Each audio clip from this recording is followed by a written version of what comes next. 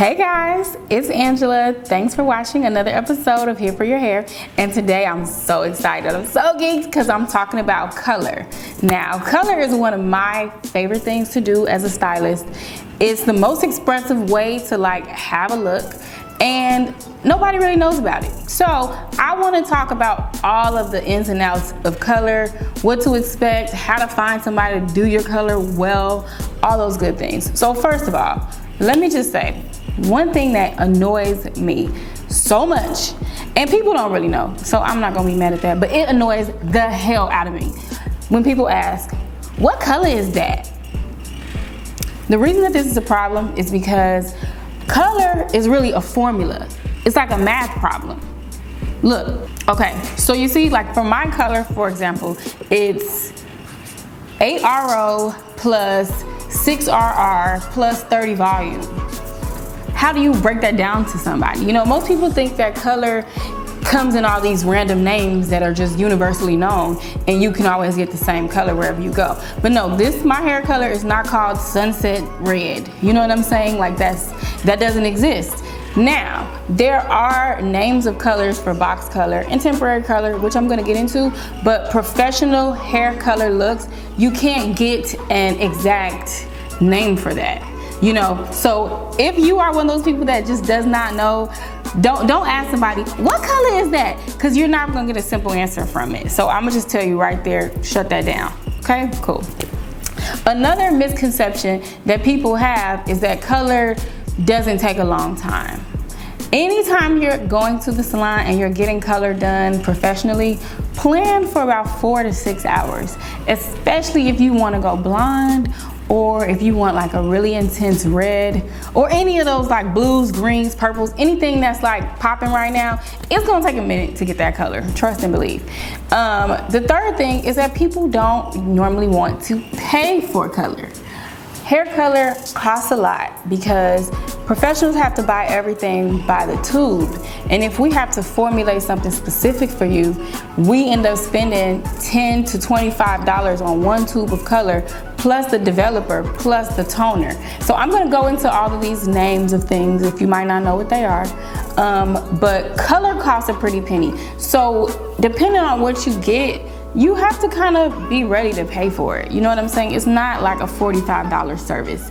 Those are 3 things that really irk me about, hair color and people not really knowing how detailed the service is. So try to think about that. All right, moving on. So basically there are 4 different types of color services you can get. All right, the first one is temporary color.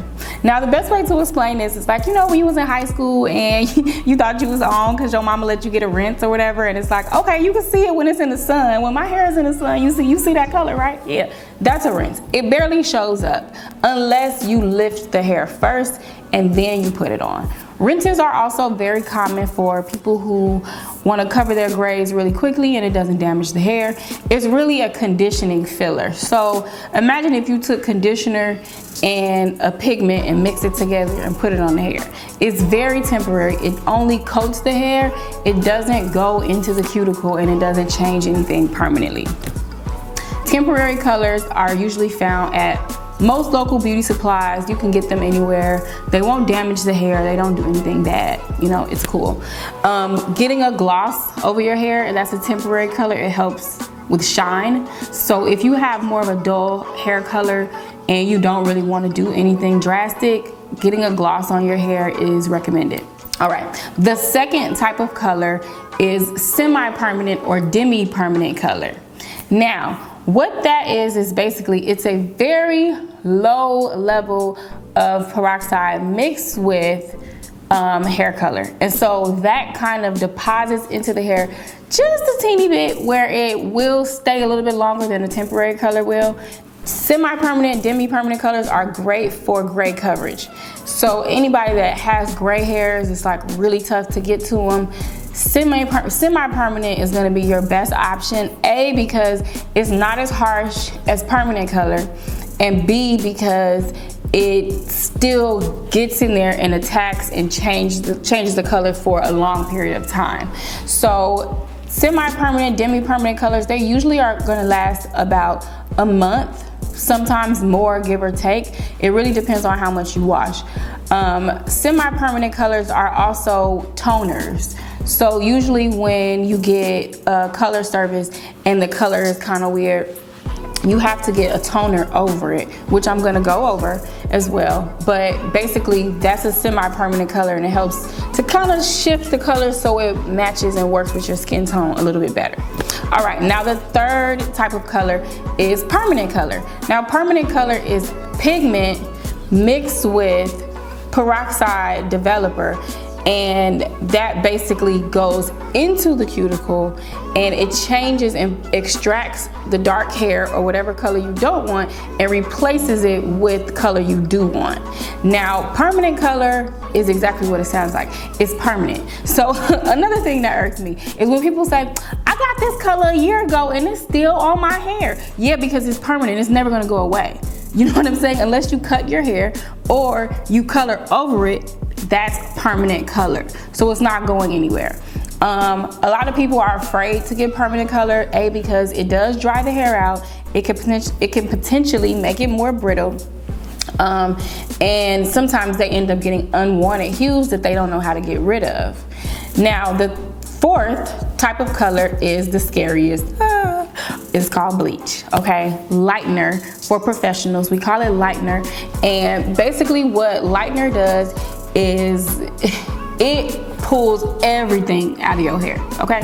So if you are trying to be real subtle and relaxed about how you want to get your hair colored, it would be better to go with permanent color versus bleach or lightener, because that mess is strong, okay? It's not just like your mama's bleach at home, but it's very similar in terms of strength. You know what I'm saying? Like, it's gonna get in there, it's gonna find color, and it's gonna make it disappear, pretty much.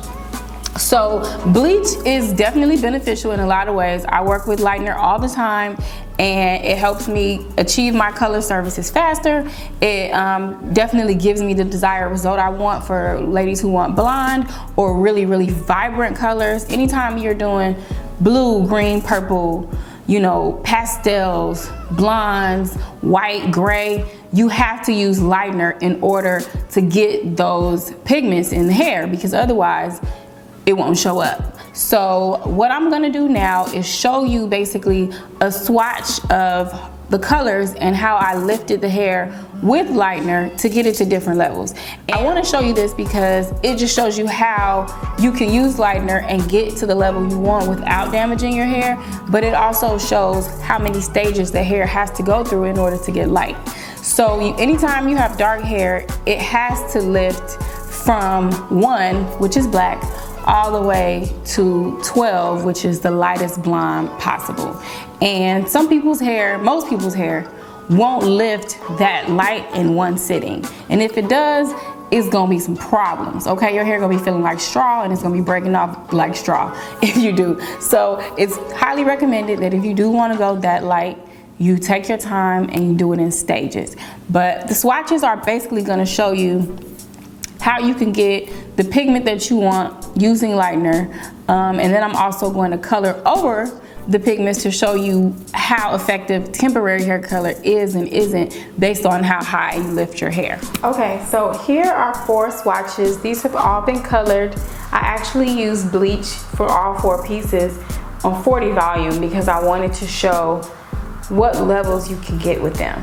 But primarily, this first brown one, I put the bleach on and I rinsed it right back off in about 5 minutes. This is really the color of most people's natural hair color, give or take. Or if you wanted to do a rinse, you would normally get a tone in this family here. The second piece I left on for about 5 minutes or so. It lifted really quickly as well. And this is more so in the permanent color family. So you don't have to use bleach to get this color, but you can definitely use permanent color and you can get something in this tone, whether it be brown like this, red, you know, a little bit more ash or whatever, but it's pretty much gonna pull up in this family if you wanna just do permanent color. Now, these 2 swatches here and here, these are both definitely only achievable 9 times out of 10 with lightener. Some people can get their hair this light with permanent color. Not a lot of people. 9 times out of 10, you have to use lightener to get this level. And if you want to go any higher than this, then you would have to do a double process in order to lift it even more. So that goes into your whites, or a lot of the pastel colors, you would have to lift it closer to your lightest blonde and then deposit the color on there. Now, all of these colors have a lot of like yellow, orange in the tones. That happens to everyone's hair. If all you do is one process and you want to go light, everybody's hair is going to look like this. Don't be alarmed though. A lot of times people just get it to this and then they think that that's all it's supposed to do. That's a no. Really, after you get it to the level that you want to color it to, then you normally will use a semi-permanent color and create the pigment or the shade that's going to be the most complementary to your skin complexion.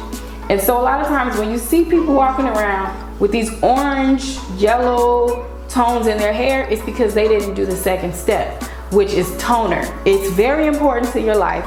It's very necessary, and you won't have hair that looks like this. This is not what the finish is supposed to be. This is one step to a double process. All right, so now you see the swatches and the different levels. I want to talk about something called double process coloring. So anytime you either want to go blonde, you want multi-dimensional color, or you want a really intense hue, you want bright red, you want purple, blue, green, any of those, you have to do 2 processes. So that is always called double process color. Now, when you go to a salon and you want something intense like that, some stylists don't know how to articulate to you what they need to do. And sometimes you definitely won't know what to ask for if you're not familiar with color or understanding how many processes we have to go through. But it's a really serious job. Like, it's not something we just whipping up real quick and boom, then you have it. It's formulas involved, it's finding the levels, it's making sure the hair can take, it's toning it, it's finding the complementary colors that's gonna work with the other colors, and da da da da da. I could go on for days.